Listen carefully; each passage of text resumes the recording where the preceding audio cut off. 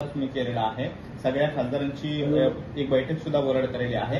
पुन्हा एक उद्या दिल्लीमध्ये महत्वाची बैठक होणार आहे. त्या बैठकीचा काय अजेंडा असणार आहे, कशा पद्धतीची पुढची रणनीती असणार आहे? उद्या दिल्लीतली बैठक आमच्या हायकमांडनी बोलवलेली बैठक आहे. ऑल इंडिया काँग्रेस कमिटीचे अध्यक्ष आमचे नेते मल्लिकार्जुन खरगे साहेब, आमचे नेते राहुलजी आणि मॅडम सोनियाजी असे दिल्लीतील वरिष्ठ नेते त्या बैठकीला उपस्थित राहणार आहेत.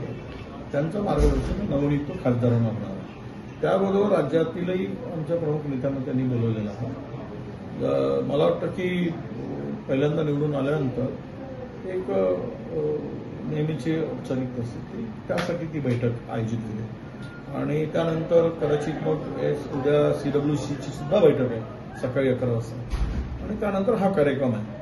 या कार्यक्रमामध्ये सगळ्यांची ओळख आणि नवनियुक्त खासदारांचं अभिनंदन एवढाच विषय असावा. मला या पलीकडचा काही विषय दिसत नाही. राज्यात